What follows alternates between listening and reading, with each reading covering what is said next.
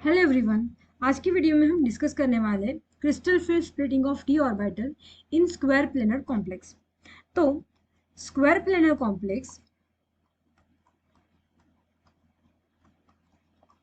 Complex और tetragonal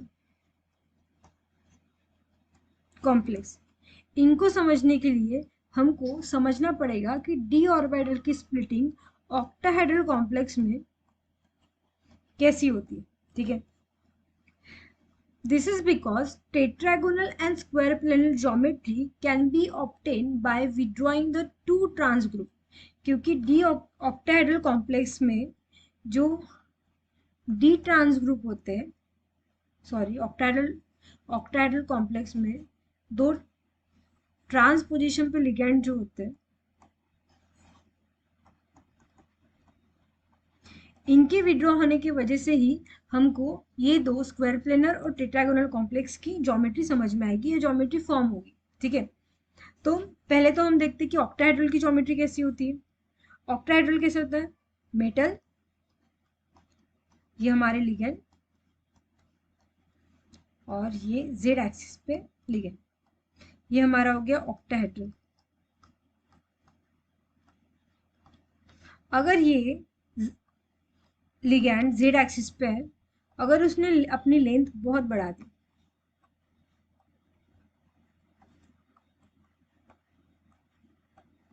ठीक है, तो हमको क्या मिलेगा? हमको मिलेगा टेट्रागोनल। और अगर ये दोनों निकल ही गए तो हमको क्या मिलेगा?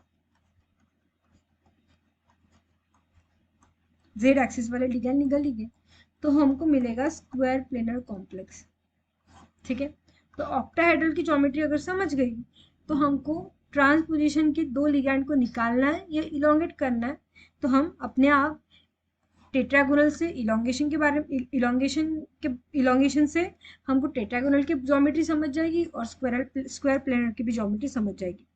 अब हम देखते हैं कि splitting of D orbital in square planar complex कैसे होता है।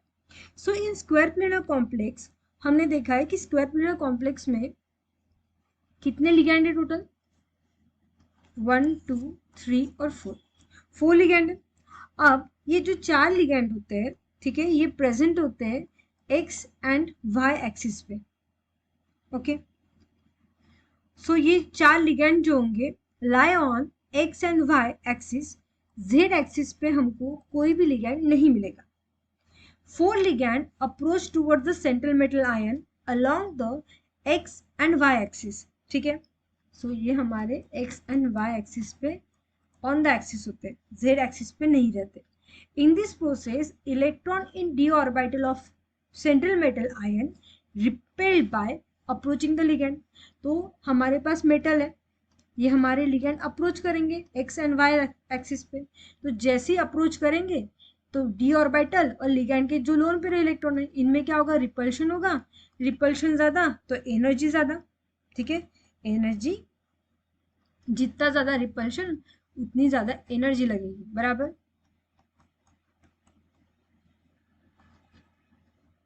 तो ये हमारी एनर्जी भी बढ़ जाएगी।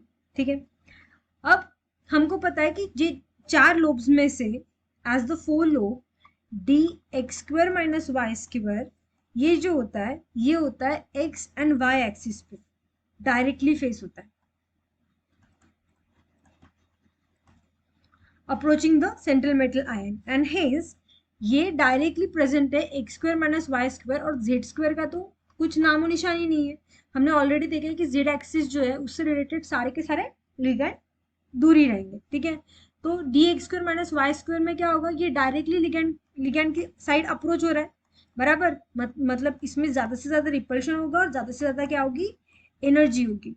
सो ये जो होगा d X square minus Y square repel most strongly by the ligand, and therefore इसकी एनर्जी भी क्या होगी? मैक्सिमम होगी। बाकी जो लोब है जैसे डी एक्स वाई, ये जो होता है ये लाई करता है, lies between X and Y axis, तो ये रिपेल होगा। पर कंपेयर टू दिस इनका रिपल्शन कैसे होगा? थोड़ा सा कम होगा और एनर्जी भी थोड़ी कम होगी, बराबर। सो हम बोल सकते हैं कि डी एक्स वाई और d X square minus Y square में एनर्जी जो होगी वो इसकी ज़्यादा होगी, ठीक है। और बाकी d Y Z, d Z X, ये कहीं ना कहीं जेड एक्सिस आ रहा है इसमें, तो हमने तो ऑलरेडी देखा कि स्क्वायर प्लेन में जेड एक्सिस ला ही नहीं करता लिगेंड उस एक्सिस पे, बराबर। तो इनमें क्या होगा, इनमें वैकेंट स्पेस रहेगी, लिगेंड इस साइड अप्रोच ही नहीं करेगा जेड एक्सिस पे।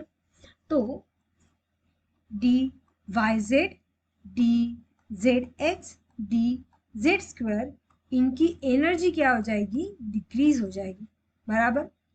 तो जब स्प्लिटिंग ऑर्डर हम देखते हैं तो क्या होगा, हाई एनर्जी पे होगा हमारा d X square minus Y square, फिर उससे थोड़ा कम कौन होगा, तो इससे थोड़ा सा कम होगा हमारा डी एक्स वाई, फिर होगा डी जेड स्क्वायर, और फिर होगा डी एक्स जेड और डी वाई जेड, ठीक है।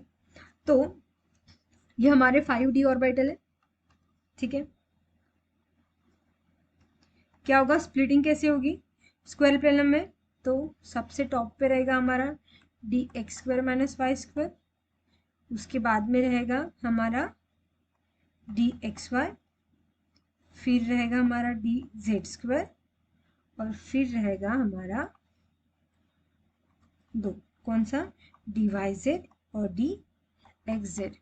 तो इन दोनों की एक एनर्जी बराबर इनकी क्रिस्टल फ्री स्प्लिटिंग एनर्जी और इसकी क्रिस्टल फ्री स्प्लिटिंग एनर्जी, तो ये डेल्टा 1, ये डेल्टा 2 और ये डेल्टा 3। तो total square planar crystal free splitting energy कितनी हो जाएगी, delta 1 plus delta 2 plus delta 3 हो जाएगी, बराबर।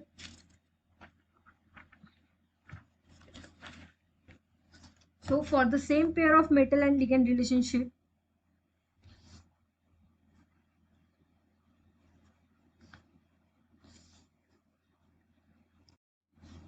ये तो हमारा हो गया।